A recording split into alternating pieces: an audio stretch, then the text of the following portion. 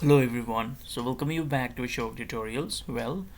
Uh, Recently we have started with the syllabus detailed explanation for 2024, right? So those Mtet aspirants who are getting ready for the Mtet examination of 2024, this syllabus is for you. So what happens is that the syllabus was changed last year, that is 2023, right? And most probably, in fact, it's not going to change anymore as of few years. So we will continue to follow this syllabus. All right, so what we have done is that we have already started making, explaining the syllabus first. So this is what I believe, right? So we have to know the syllabus in detail, then only we can, go on studying the content topics. All right, so we have already started with paper 1. So this child development and pedagogy, as you can see on screen, you can see this, right? So you can see on screen, so this is already done. All right, so now what we will be doing for paper 1, that is for LP section, is that we will see the language. All right, so let's go and see which language we have here. So alright, so here you can see Mtet syllabus 2023, subject is language 1. See, you have got how many subjects altogether? You have got 5 subjects altogether, right? That is CDP, then language 1, language 2, and then mathematics and environmental studies, right? So you have got 5 subjects altogether. So from there, what happens? Language, you have to choose 2 languages means one will be compulsory, that is English is compulsory, right? English is compulsory. After that, that MIL language or your regional language or the language you like or you prefer can be chosen by you. All right, so here what happens is that language 1 is given as Khasi, right? Khasi. So language 1, you can choose it as optional, right? If you are comfortable with Garo, you can take Garo. If you're comfortable with Hindi, then Hindi. English is not there, right? In optional subject, English is not there, right? You have to choose any other language apart from English. So you can choose Khasi, you can choose Garo, Nepali, Hindi, Bengali, Assamese, Urdu, any language you prefer, right? So this is Khasi syllabus. So I'll just slide through, you see slowly. So this is all paper 1 Khasi, and this will be for 30 marks. All right, 30 questions will be there for 20 marks. So this is for Garo. So since this Garo is written in English, let me explain it to you. All right, let me explain this Garo to you. So see, one thing which you have to remember is that the syllabus is same. All right, here I am fortunate in fact that it is written, the Garo is written in English, so I can explain it to you. So whatever is written in Garo language, the same is going to be in Assamese, in Bengali, in Khasi, in Nepali. All right, so same content will be there, which means here number 1 is given as nature of oral language acquisition. So same thing will be written in Khasi also, but in Khasi language. Same thing will be written in Bengali also, but in Bengali language. All right, so here what you will see is that this is an optional paper. So suppose you are choosing Garo, so Garo will have full marks of 30. There will be 30 questions. All right, 30 questions for 30 marks.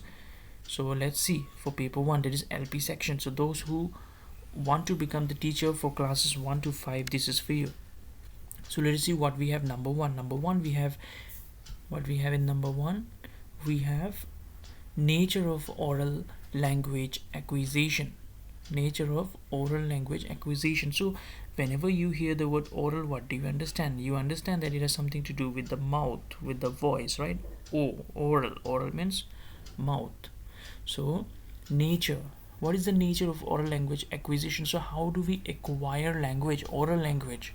So we will see there home language versus school language. So we all have our own specific home languages, right? Some of us we speak Khasi, then Garo, then Nepali, then Bengali, then Assamese, then Urdu, right? We speak at home. But then in school, of course, we have a common language. If you go to a Hindi school, you will speak Hindi. If you go to a Bengali school, you will speak in Bengali. If you go to English school, you will speak in English, right?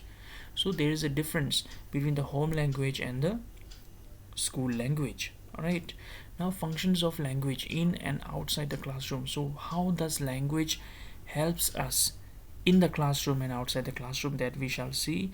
Then acquisition of language, so how do we acquire the language, so that also we will see. And now, my dear friends, if you need the notes, see, when we are making notes for you, suppose here number one is the nature of oral language acquisition.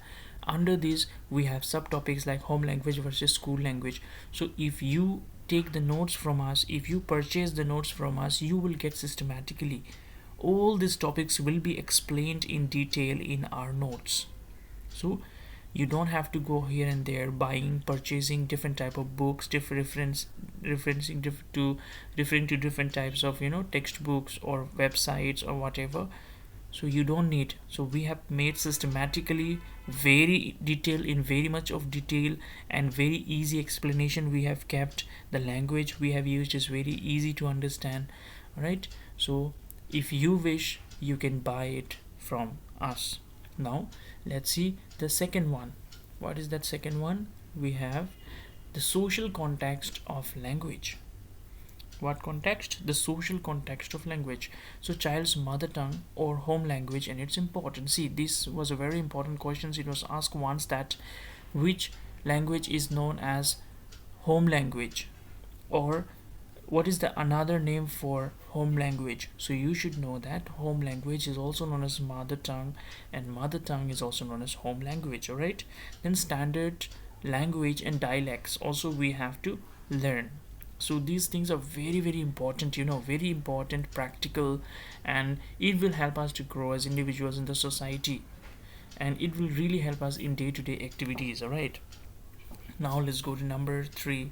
Number three, we have importance of language skills. So this one I have explained many times, which means that importance of language skills. So language skill is very important. There are four types of language skills that is called LSRW. LSRW. So sometimes they will give you short form LSRW and you have to find out what does it mean. So first of all comes the listening skills. So what do we develop first? We as individuals, when we are born, first of all we try to listen with our ears, right? So listening skills comes first, then we try to imitate, then we try to speak little bit, right? So that is when speaking skills develop. Then comes reading skills. So then we go to school, we study, we read, we sing rhymes, right? So that is called reading skills, and then eventually we develop our writing skills as well. So all these four are the language skills which every one of us should have. That is listening skills, speaking skills, reading skills, writing skills. So all these will be given differently in different MIL papers. All right, so don't worry. If you understand in English, you can understand, you can translate and write down in Khasi or any other language. All right, let's go to now number 4. So let's see what we have in number 4. All right, application of skills in a classroom situation. Application is how do we apply the language skills where in the classroom situation. So techniques in teaching a particular topic using 4 skills. So when we are teaching in the classroom or when we are interacting in the classroom, we are making use of all the 4 language skills, right? We are giving lectures or we are giving explanations, so students are listening. We speak to one another, we discuss with one another, then the students read, the teachers read, and then the teachers write on the board and the students copy, right? So all the 4 language skills are being exercised in the classroom, right? So application of skills in a classroom situation. So using appropriate teaching aids in the classroom for teaching a particular lesson. See, we have different subjects in school, right? Like we have English, we have science, social science, health education, computer, English, Garo, Khasi, environmental studies. So we have different types of subjects, and all the different types of subjects has got different types of teachers, the experts, right? The experts. So now what happens? We all use different types of teaching methods. At the same time, we also use different types of teaching aids, right? And it does not mean that science has got a lot of teaching aids while English is deprived. No, all the subjects have got enough teaching aids, but it depends on the teacher, how effective the teacher is, how hardworking the teacher is, how smart the teacher is, and how much effort the teacher is, trying to put in his teaching. So it totally depends on the teacher what type of teaching aids he or she is using. So let me tell you some common this one teaching aids which is applicable in all the subjects. So some of the common teaching aids which is applicable in all the subjects will be flow charts, chart papers, flashcards, then activities, right, then group discussions, then then we have all right, audios, videos, pictures. So all these are applicable to all the subjects, but then specifically we have other types of teaching aids in teaching mathematics and science. Like we can uh, we can take the help of models, right? We can take the help of models. We can design our own objects or our own experimental tools. So in that way we can make the teaching and learning more effective. Now, why do you think that when we show flashcards, when we show the students the different types of videos or audios or pictures, they are able to learn more? Because whenever we are able to use maximum of our senses of hearing, senses of sight, senses of speaking, so we are able to remember the things for a longer time. All right, now how do we remember the things in the longer time? So in order to remember the thing for a long time, we need to understand. And how do we understand? We understand when we are being the center of education, which means the child should be the center of the study, the child should be the center of learning, right? So our teaching method should be in such a way that it is not teacher centered, in fact it is child centered, right?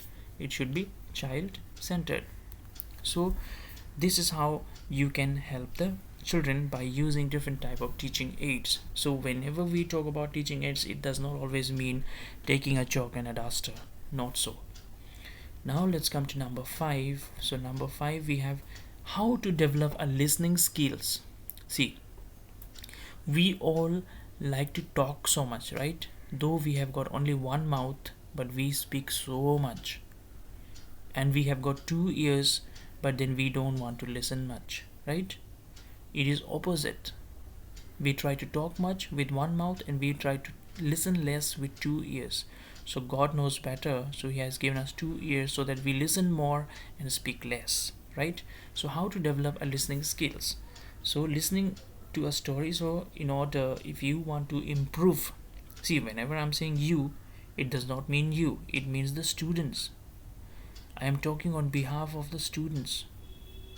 Alright, so whenever we want our students to understand,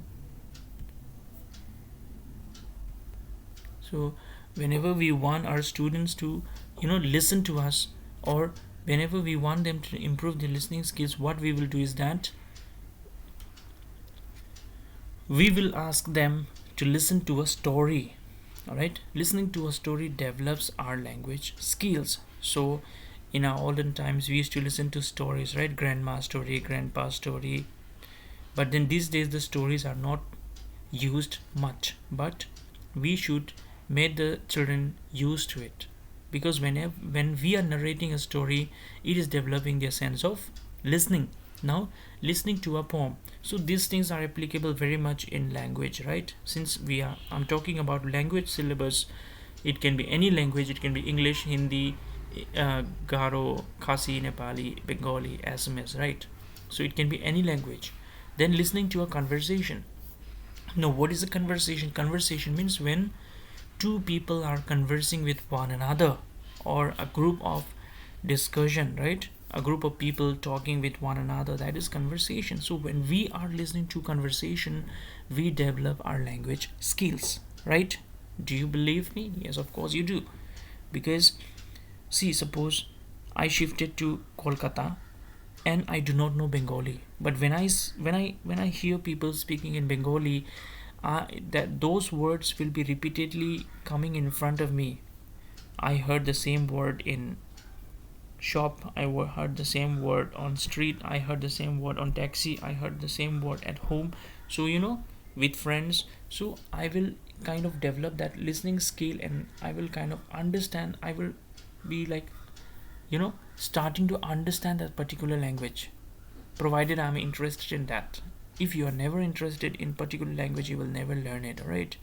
So the more languages you learn, the easier your life becomes. So this is what you should believe and you should practice. All right. Now let's go to 6, that is how to develop speaking skills. See, we have seen how to develop listening skills. So in order, if you want your listening skills to be developed, you should listen to a story, you should listen to poems, you should listen to conversation. Okay, and this way your listening skills will be improved. Now, how will you improve your speaking skills? Suppose many of us, we have got stage fears, right? When you go to stage, or when you go in front of the audience, you become mum, or you know you are not able to speak, you stammer, right? You're not able to speak, you're nervous, you know what to say but you don't know how to begin, how to say it, how to hold on to it, right? So this is what happens to us. So we have stage fear. We cannot talk in front of the crowd, right? We cannot talk standing on the stage in front of a huge crowd. We cannot do that. So if you want to overcome this fear of yours of not being able to speak in front of a crowd, we have to develop our speaking skills. So how do we develop our speaking skills? Let's see. So storytelling. So when we are telling, see, as teachers, what do we do in the classroom? We are explaining. English teachers, language teachers, they are always explaining the stories to the children, right? In that way, those teachers are lucky enough, fortunate enough to develop their speaking skills. But it does not mean the science teachers or maths teachers, they cannot. We can also develop our language skills, right? By explaining, by talking, by conversing, right? Then what happens here? Dramatization. So developing speaking skills. So how do we do that? Drama. You know what is drama, right? Drama. When we were in school, we used to do drama, no? So that drama it is talking about. So whenever we are taking part in drama, what happens? We are given few dialogues to utter, right? Then that also helps in the language, I mean in developing the speaking skills of the learner. Now conversation, you already know. Dialogue and role play, recitation. So what is recitation? Recitation means reading out loud the poems and all, right? Then songs, when the children are singing in group from class nursery to class 8, they sing, right? They are singing. In fact, everybody sings from up to class 12 also. We are singing when we are in the morning assembly. We sing our national anthem, right? Then we sing different type of school songs, so hymns. So it develops our speaking skills. Now poems. So many of you like to read poems, so you develop your speaking skills there. Then language games. So there are different type of language games. Then chants, there can be different type of chants which you can use in order to develop your speaking skills. All right, now let's go to the next. What we have here is, see, this is the end. So number 7, what we have in number 7, how to develop a reading skill. See, we have already learned about speaking skills, we have already learned about listening skills. Now we are going to read about the third skill, that is the reading skills. So how are we going to develop our reading skills? Reading a story with comprehension. See, now all of you, those who are watching my video and you are going to write your Mtet exam, in your question paper, in your language question paper, you will find this comprehension. Comprehension means what? Comprehension means a story. Few paragraphs will be given to you, and then you have to read those paragraph and you have to answer the questions given after that particular paragraph. So this is what we call comprehension. So the examiners or the DERT, they are setting such kind of questions which will develop our reading skills. So in order to develop our reading skills, they are giving us comprehension. All right, so when we know how to read a comprehension or a story in comprehension, we are developing our reading skills. Now reading a poetry with comprehension, so this is the same with the play, right? Now wordless pictures, wordless picture books. Now what is this?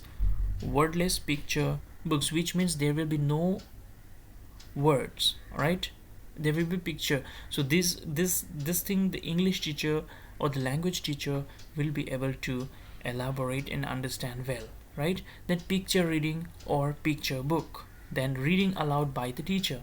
So in the classroom, the teacher are reading aloud to all the students, right? So this will also help in the reading skills development of the learner, because the learner is observing the teacher, how the teacher is pronunciating different type of words, how the teacher is taking the pose, stimulus variation used by the teacher, then examples used by the teacher, then voice modulation used by the teacher. So all those things will be taken into account by the learners who are learning, right? So this is done for reading skills. So we are done with 3 skills, that is listening, speaking, reading, and the last skills comes now, that is writing skills. Which is the last skill? The writing skill, right? So how are the students going to develop their writing skills? So the students are going to develop their writing skills by the following way. And my dear friends, my dear teachers, what happens is that we all were students once upon a time, right? So whatever is given in this syllabus, we all have done it. Yes, we have done it, right? We have read the poems, we have read the stories, we have read the plays, we have read the dramas, then we have read the grammars, then and these writing skills which we are going to discuss, all of us, we have done it, right? So how did we do it, or which subject helped us to do it? So let us see. Letter writing. Letter writing is quite funny, right? Because all of you watching my video right now, you might have written letter someday or the other, right? But we don't write those kind of letters, right? Whatever they teach in school these days, we don't write that letter. What we used to do, what type of letters we write? Love letters, right? Yes. So what did we do? What do? We used to write love letters, right? Because why? Because that time the mobile phone was not there, WhatsApp was not there, Instagram was not there, right? So in our time, if we like somebody, and we also have a peon, right? We have a postman, right? So we used to write the letter. Suppose somebody is in class 10 and he or she happens to love a girl from class 9, so he will have a peon, right? He will give the letter to that peon, and that peon will pass the letter to class 9 girl. So this is what we understand about letter writing, right? And I know we all are very much expert in writing letters, right? So all of us, we have written letters in one time or the other. Then we draw the hearts, different type of colors we use. Some of us, we are very much creative, so we put some flowers in the letters. Some of us, we put some sweets in the letters, right? And then we pass it on, and the next day we wait for the reply, right? And you fold the paper in such a nice way, in the form of square, in the form of rectangle, right? So those letters were what letters? Love letters. We used to write in our childhood, right? So we all enjoyed writing letters so much. But then technically, what is letter writing? Let's see. So technically, what is letter writing according to grammar is different, right? So this is formal. Whatever we write outside the classroom, the love letters, the friendship letters, whatever letters, those were all informal. But formal letters means in a specific manner, in a disciplinary manner. We have to follow certain format, right? So your English teachers will teach, and those English teachers or language teachers watching my videos, what a letter writing is in a better way, right? How do we address to whom we are writing the letters, when are we writing the letters, what is the subject, so you know it better. Then use of correct pronounce paragraph writing. See, paragraph writing also we have done, right? We have done in class 10. Letter writing also we have done in class 9 and 10. Paragraph writing also 9 10. Then use of correct punctuation. What is punctuation? Punctuation means using or knowing when to use comma, full stop, exclamatory marks, question marks. So we should colon, semicolon. So when we know how to put these punctuation marks in a sentence or in a paragraph, we know that it's going to be very, very effective and easy to understand, right? Then picture composition. So picture composition also we have studied. Then environmental print or print awareness and creating print rich classroom. Now what happens? Print rich classroom means, these days whenever you go to a classroom, you will not see an empty wall. You will not see the empty walls. What will happen? Different type of, the pictures, different type of charts, different type of print rich materials are hanged on the walls of the classroom, right? Why? So that the building becomes as learning aids to the learner, which means the learners are able to learn better by, even when the teacher is not there in the classroom, the students can still, refer to the chart paper hanging on the walls, right? So this is why these days, in the present scenario, in the current scenario, we have classrooms which are rich in, print rich, which are rich with print materials, all right? Print chart papers, flashcards, notice board. So everything is there in the classroom. So this is how it is making our process of teaching learning more effective one, right? Now let's come to the last topic, and that is teaching grammar. I know many of you don't like grammar, especially those coming from science background, from mathematics background, from social science background, except language people. So we don't like grammar so much, right? Because grammar is sometimes quite boring, quite irritating, right? Because we have to follow certain rules and disciplines in order to understand the grammar. And without grammar, the intention or the conversation or the language or what you want to convey may be misunderstood if you are not able to use the grammar properly. So that's why grammar is very important.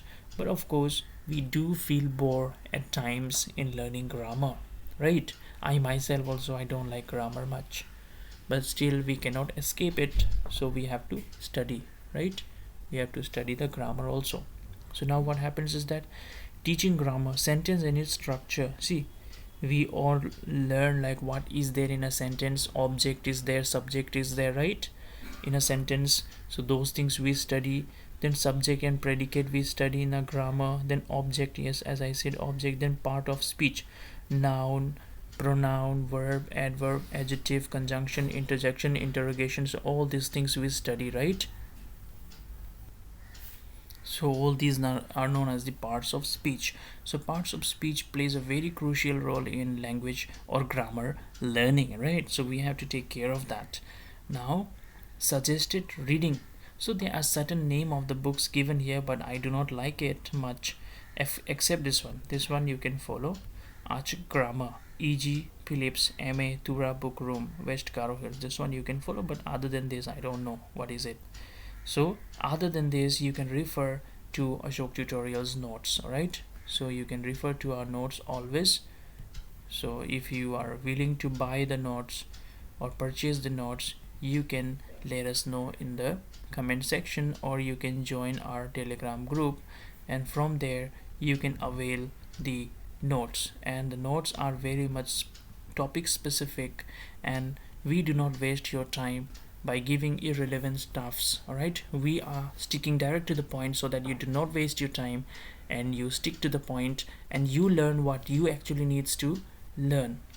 And yes, the solved question papers will also be available of 3 years, that is 2019, then 21 and 23. Alright, that also, if you wish to, you can purchase.